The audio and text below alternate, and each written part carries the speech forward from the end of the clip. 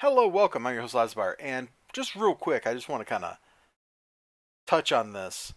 Not necessarily on the Marshenge thing itself. This is an article from like 6 years ago.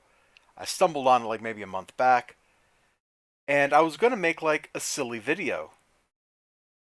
Something like, the stones here in Marshenge form an X, meaning that's where the treasure was, something like that, and then put it in my little silly conspiracy video playlist that has like a video of like Papa Joester's a vampire or whatever. And then I was like, huh, people might think I'm serious and get me in trouble somehow. And that's why we're here now talking about it, is not this thing necessarily. Although you can kind of see like the resemblance, like very vaguely, qualitatively. Yeah, I kind of see how if you're looking at this, you might say, oh, it vaguely resembles that because there's a circle of debris or stones around the outside, just like Stonehenge. A couple big rocks in the middle, just like Stonehenge. It's on a hill. I think Stonehenge is up on a hill. Like there's some very vague resemblance, and you should be able to say that. Like that shouldn't be a problem. You should be able to go, huh? Yeah, this thing on Mars resembles Stonehenge very vaguely. Now it's probably just some natural phenomenon. Glaciers, for example, in Earth's history, transported rocks over like thousands of miles. At least that's what I'm told. I'm not a geologist, so that's a lot outside my area of expertise.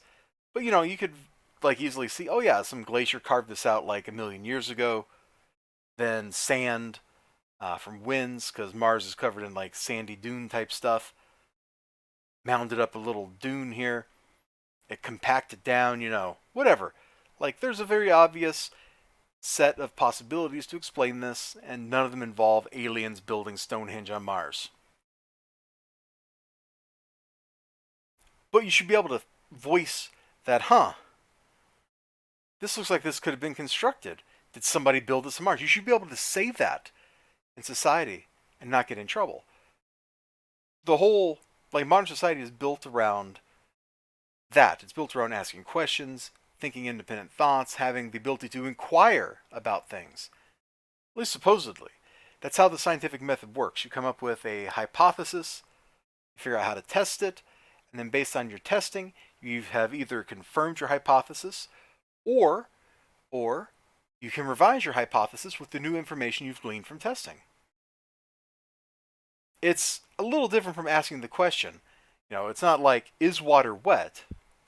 In the scientific method, you go, I postulate, I have a hypothetical thesis, a hypothesis that water is wet. Let us devise a test to determine whether my thesis is correct.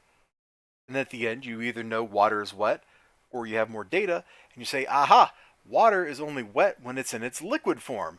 When it is in its solid form, it is not wet. Boom, science has been done. And kind of based on that, anybody remember this from last year? This is like around the time that the government confirmed that UFOs, and I'm putting this in quotes, are real, meaning that the phenomenon of unexplained objects was real, which just means that, yeah, sometimes they don't always know what things are when they see them.